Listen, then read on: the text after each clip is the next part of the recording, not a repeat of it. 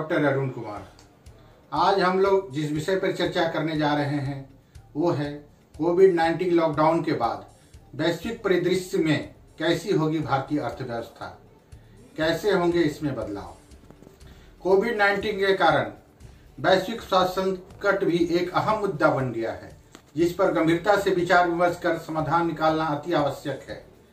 Lockdown होने के कारण संपूर्ण देश में अधिकांश लोग अपने अपने घरों में रहकर इस महामारी से सुरक्षित रहना ही वर्तमान में सबके हित में है और लोगों के पास भोजन, पानी, दवाइयां और अनेक बुनियादी सुविधाएं मौजूद हैं। ये सारी बुनियादी सुविधाएं मुहैया कराने की जिम्मेदारी केंद्र और राज्य सरकार के आपसी सामंजस्य से ही सार्थक हो पाया है, परंतु इस चक्र का अहम किरदार हमारे देश के अनेक मेहनती किसान हैं, जिन्होंने अपनी लगन और मेहनत से हर तरह की फसल उगाने में सक्षम हैं।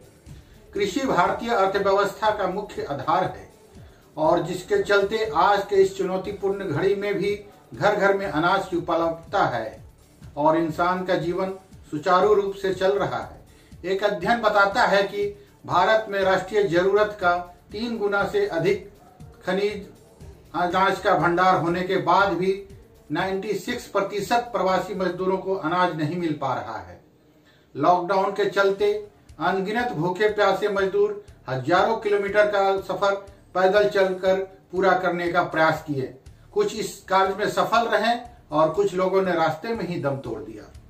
इस संकट की घड़ी में लोगों ने शहरों से गांव की ओर अपना रुख किया, जिससे राज्य सरकार ने अथक प्रयास करते हुए उन्हें भोजन, पानी और शिविर का प्रबंध किया, वो प्रशंसनीय है। परंतु इस घटना से कृषि से जुड़ी अनियमितताएं सामने आई। देश को आर्थिक संकट से निकालने में कृषि से संबंधित अनियमितताओं जैसे किसान को अनाज का सही मूल्य न मिलना, मुनाफाखोरी की दखलंदाजी, लोन की जटिल प्रक्रिया, शिथिल आधारभूत ढांचा को दूर करने की जरूरत है। अगर इन सारी कमजोरियों को दूर कर सही दिशा निर्देश, सरकारी नीति निर्माण, आधारभूत सुविधाएं, लोन संबंधित जानकारी से देश में कृषि के योगदान को बढ़ाया जा सकेगा, जिसके लिए किसानों को हर परिस्थिति में तरह तरह की फसल उगाने के लिए प्रोत्साहित करना, कम कीमतों में बीज, औजार और पानी की पूर्ण व्यवस्था करानी चाहिए। कृषि के नए नए तकनीकों के बारे में समय समय पर अवगत कराए और उसके क्रियान्वयन को सुनिश्चित करें। अधिकतर देखा गया है कि किसान अनपढ़ होते हैं, जिसके चलते उनके कार्य को न सिर्फ अपितु पूरे देश में हीन भावना से देखा गया है और देश के विकास में कमतर ही आंका गया है, जबकि सच्चाई कुछ और ही है। आज के युवा कृषि विषय को चुनकर बड़े अफसर के पद पर प्रतिष्ठित होना चाहते हैं और इसकी धरातली गहराइयों को नहीं समझते और न ही खेती किसानी करने को लेकर इच्छुक रहते हैं। परंतु किसान अपना तन मन धन से हर विषम परिस्थिति में भी अच्छे फसल उगाने में प्रयासरत रहते हैं, जिसके फलस्वरूप देश की जनता को 2 वक्त का भोजन मिल पाता है। लेकिन किसानों की इस दशा को नई दिशा प्रदान की जा सकती है, जैसे फसल कटाई के बाद भंडारण के लिए अनाज मंडियों में सुरक्षित रखने के लिए आवश्यक मूलभूत सुविधा होना, उचित मूल्य पर अनाज खरीद बिक्री, अनाज का सुनियोजित माध्यम से वितरण कर अंतिम उपभोक्ता तक पहुंचाना। इस पूरे चक्र को कृषि आपूर्ति श्रृंखला के प्रबंधन के माध्यम से कृषि के पूर्ण उद्देश्यों की प्राप्ति संभव है, जिसके माध्यम से कृषि को देश के विकास का मुख्य इकाई के रूप में सामने लाया जा सके। अगर किसान सीधे फूड प्रोसेसिंग कंपनी से संपर्क स्थापित करें, जिससे वे अपने फल, सब्जियों और अनाज को कम कीमतों में इसके लिए मुहैया करा पाएं, तो अपने फसलों को खराब होने से रोक सके। इसके लिए कृषि आपूर्ति श्रृंखला के प्रबंधन और क्रियान्वयन की आवश्यकता होगी। कृषि के साथ साथ और कई विकल्प हैं, जैसे मछली पालन, पशुपालन, मशरूम की खेती, मधुमक्खी पालन है, जो युवाओं को स्वयं का व्यवसाय शुरू करने में काफी सहायक होगा, जिससे वो न सिर्फ देश में कृषि का विस्तार करेंगे, अपितु अनेक युवाओं को रोजगार उपलब्ध कराएंगे। लॉकडाउन के बाद एक और चुनौती सामने आएगी, वो है युवाओं की बेरोजगारी, जिससे निपटने के लिए युवा वर्ग स्वयं ही सक्षम है। वर्तमान में माननीय प्रधानमंत्री जी द्वारा अनेक स्टार्टअप संबंधी योजनाएं चलाई जा रही है, जिसके माध्यम से युवाओं को स्वयं का व्यवसाय शुरू करने के लिए पूंजी प्रदान करता है। आजकल के युवाओं के पास नए नए बिजनेस आइडियाज होते हैं, परंतु पूंजी के अभाव में उनके पूर्ण रूप से क्रियान्वयन नहीं हो पाता है। सूचना और प्रौद्योगिकी के क्षेत्र में बहुत विकास हुआ है, जिसके तहत डिजिटल भारत का निर्माण संभव हुआ है।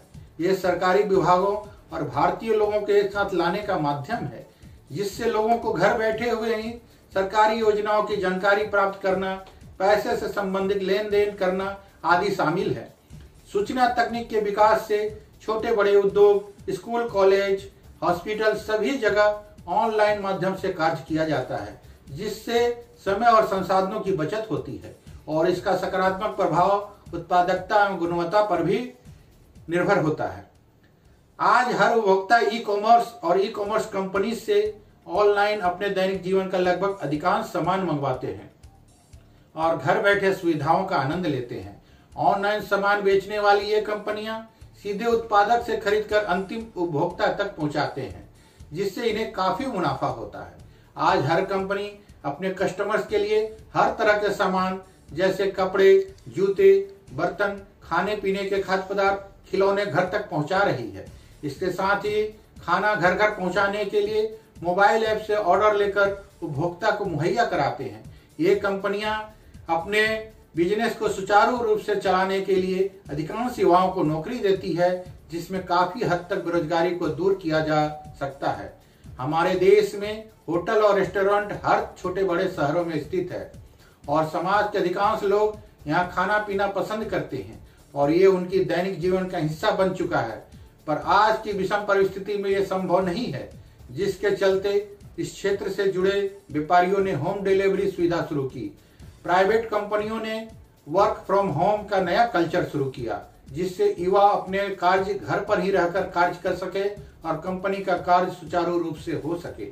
ऐसे में वर्क फ्रॉम होम कल्चर से आज के युवा अपनी पहचान बना पाएंगे और कंपनी के लिए कुछ बेहतर कर पाएंगे, जो अंततः देश के विकास का सहयोग देगा।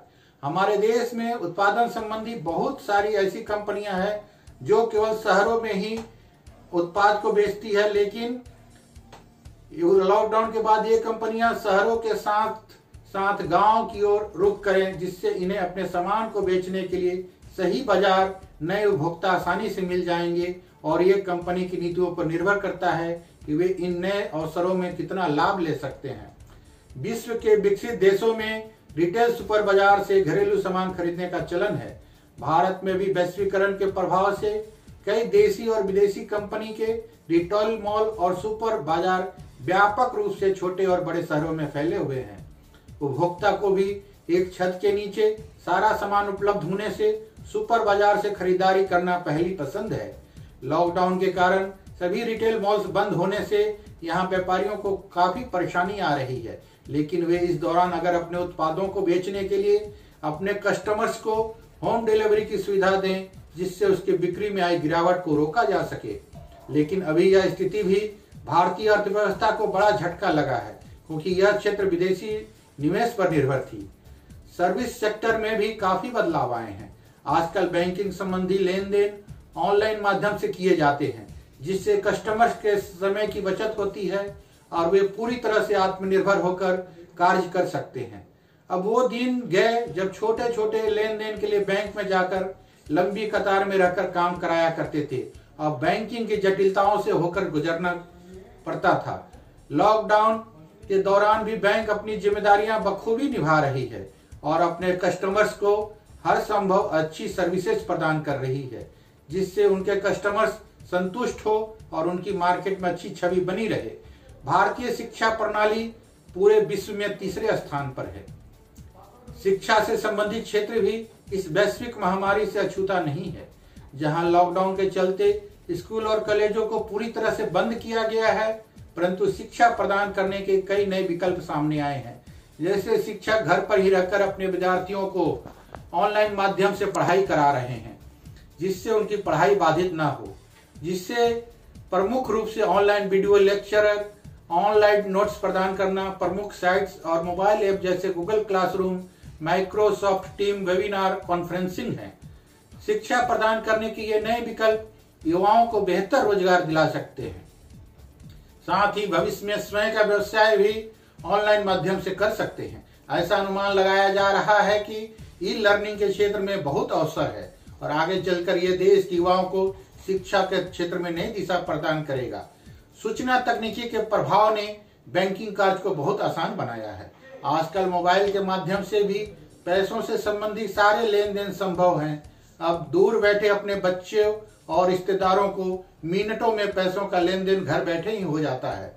हमारे देश में अनेक प्रकार के उद्योग और उनसे जुड़े व्यवसाय हैं जो लॉकडाउन के बाद भी सुचारू रूप से कार्य करके देश की अर्थव्यवस्था में अपना योगदान देंगे। जैसे fast moving consumer company, food processing company, fruits, vegetables, textiles, medicine, ये कंपनी ऑनलाइन ऑर्डर से लोगों को घर पहुंचे सेवा प्रदान करेगी, जिससे ये कंपनियां मुनाफे में रहेगी और अपना बिजनेस सुचारू रूप से चला पाएंगी।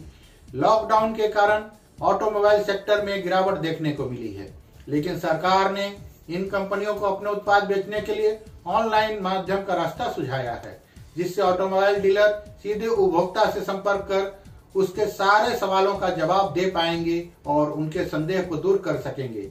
कोरोना वायरस के प्रकोप से हमारे देश के लोग भी प्रभावित हुए हैं, पर सही मेडिकल सुविधाएं और सही समय पर लॉकडाउन होने के चलते इस परेशानी का समाधान करने का प्रयास जारी है। लेकिन भविष्य में भारत में पब्लिक हेल्थ सेंटर की संख्या को न केवल बढ़ाना है, बल्कि अत्याधुनिक मेडिकल तकनीक से लैस हॉस्पिटल का निर्माण करना होगा, जिसके लिए सरकार को इस दिशा में फंड निवेश करना होगा। वर्तमान में कोरोना से निपटने के लिए बड़े पैमाने पर जांच और इलाज आवश्यक है, पर भारत में स्वास्थ्य प्रणाली में सुधार करने की आवश्यकता है। भारत का इतिहास, संस्कृति और प्रसिद्ध स्थान, मंदिर, इमारतें इत्यादि भारत के पर्यटन का अभिन्न हिस्सा है, जिसमें भी काफी बदलाव देखने को मिलेंगे।